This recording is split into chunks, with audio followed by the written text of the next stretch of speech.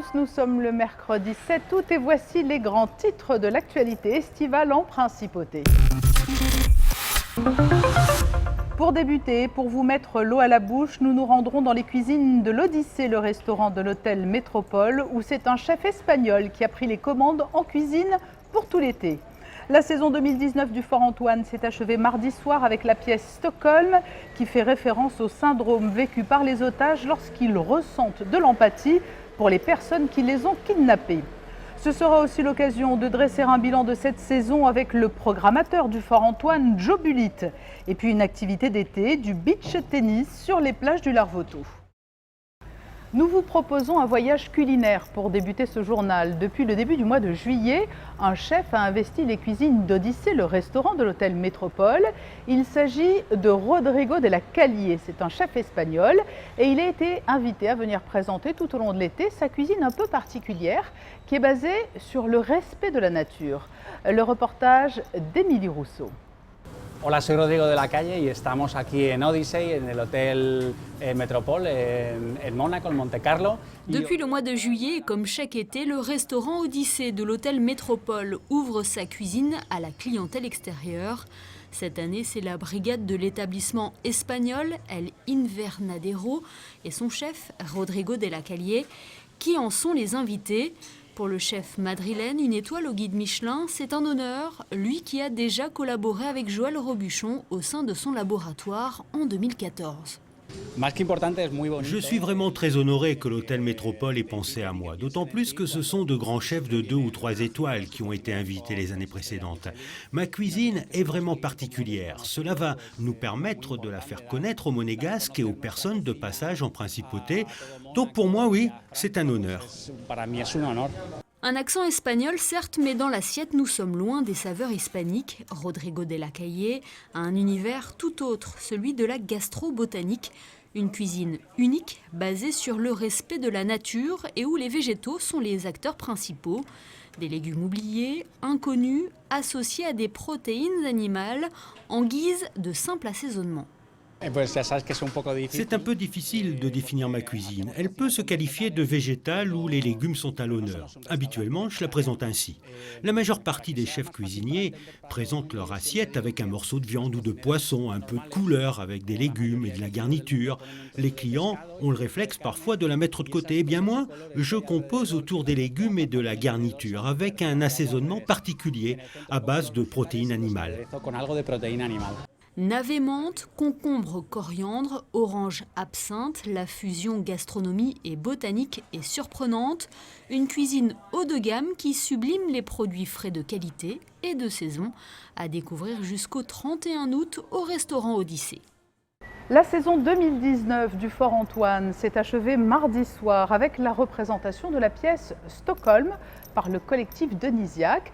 C'est une plongée dans les méandres du syndrome de Stockholm. Le récit de Christine Tomel sur des images signées Marcel Arbona. C'est quoi que tu apprends en ce moment? La guerre froide. Vas-y. La guerre froide, c'est pas une vraie guerre, enfin c'est une guerre. Mais genre on se tire pas vraiment dessus, mais on se confronte idéologiquement et politiquement. Ce trouble psychologique qu'une victime développe dans une forme d'empathie à l'égard de son bourreau est décortiqué et analysé. Frontière trouble entre le bien et le mal, dans Stockholm, l'autrice y déshabille l'insoutenable de toute outrance et livre ses mots bruts aux acteurs, charge pour eux de les rendre dissibles. Pour les comédiens qui jouent dans la pièce, c'est une partition incroyablement, je crois, intéressante pour des comédiens parce que, comme on dit, il y a à manger et incroyablement dur. Ils sont, quand on l'avait joué 3 semaines, ils étaient épuisés au bout des 3 semaines car ça demande une vraie plongée dans les abysses quand même de l'âme humaine.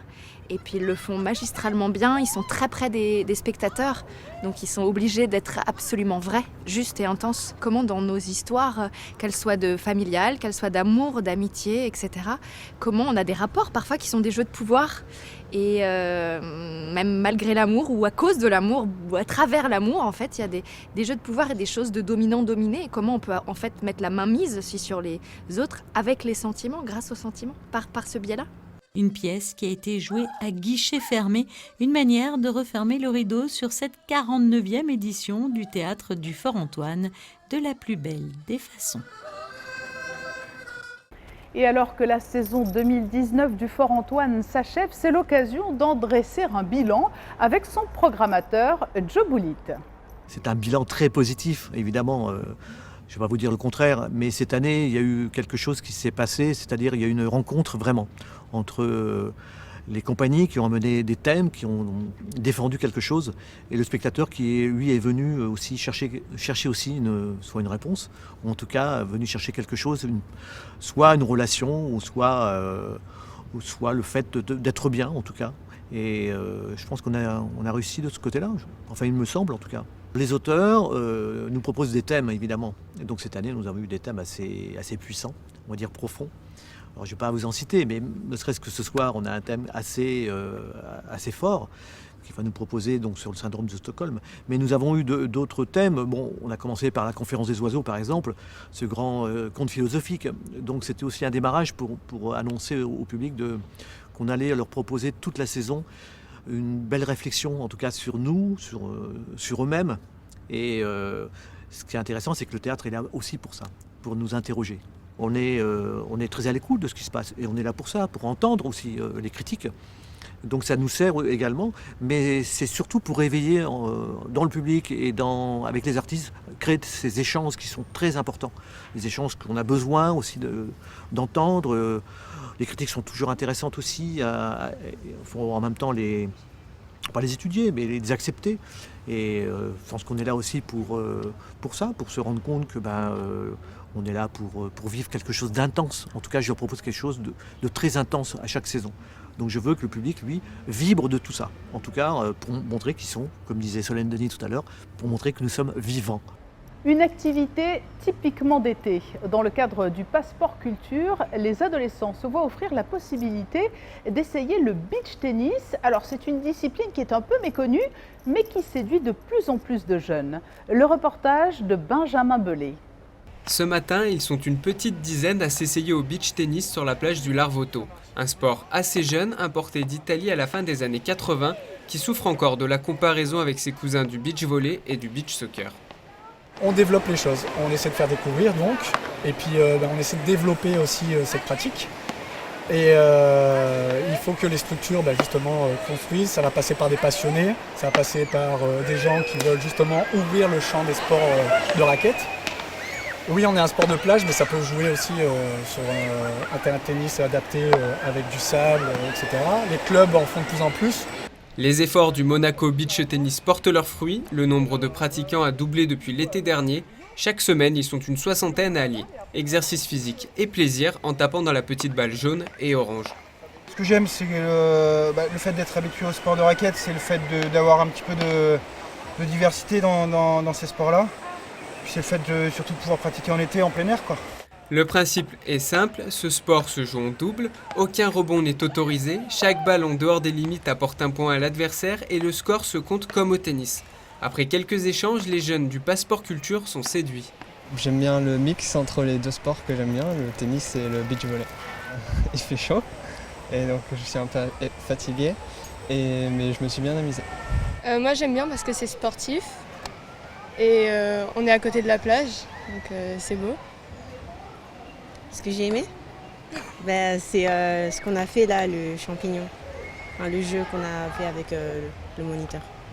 Bon pour le physique, ludique et parfait pour peaufiner son bronzage, le beach tennis possède tous les atouts pour être le sport tendance de cet été. Nous allons rester dans le domaine sportif avec la reprise qui approche à grands pas en Ligue 1 de football. C'est le premier titre de notre série d'actualité Toute Image. Dernier coup de collier pour les footballeurs de l'AS Monaco à quelques jours de la reprise du championnat de France de Ligue 1. Après 3 victoires et un nul lors de ses 4 derniers matchs amicaux, l'ASM accueille en ouverture de la saison l'Olympique Lyonnais ce vendredi à 20h45 au stade Louis II. Hier, Leonardo Jardim a enregistré un nouveau renfort, celui de Ruben Aguilar. Il est âgé de 26 ans, vient de Montpellier, a signé un contrat de 5 ans et devrait renforcer le couloir droit de la défense.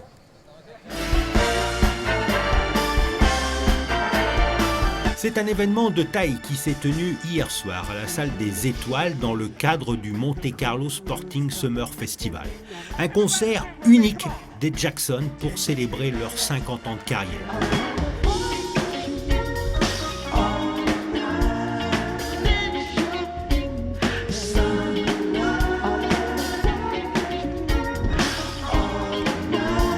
Il y a un demi-siècle, cette famille a révolutionné le monde de la musique.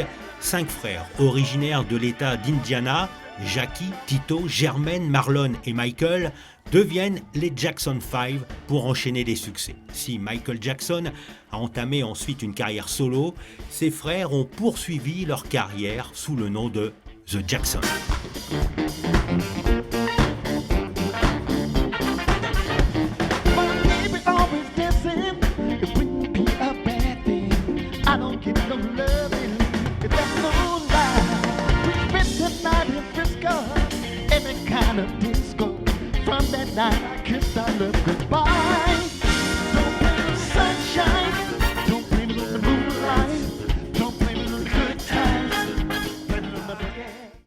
Pas une goutte de pluie depuis plusieurs jours maintenant. Alors, est-ce que cette tendance va se confirmer? Eh bien, pour le savoir, découvrons les cartes météo des jours prochains. Demain jeudi, le ciel sera couvert avec des risques d'averses en début de matinée. Le temps sera en revanche ensoleillé l'après-midi. Le vent soufflera à 15 km/h, la température de l'eau sera de 27 degrés. Il fera 23 degrés le matin et 24 l'après-midi.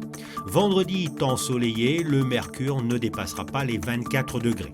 Samedi et dimanche, beau soleil sur la principauté. Les températures dépasseront les 20 degrés dans la matinée pour avoisiner les 30 degrés au meilleur moment de la journée. Lundi, beau temps malgré de légers passages nuageux dans la matinée. Il fera 23 degrés le matin et 31 l'après-midi. Mardi, le ciel sera quelque peu voilé et les températures resteront agréables. 23 degrés le matin, 34 l'après-midi. Ce journal s'achève. À suivre dans un court instant sur notre antenne un long entretien avec Jean-Christophe Maillot, le directeur et chorégraphe des Ballets de Monte Carlo. Il est interviewé par Alexandra Pani. À très bientôt.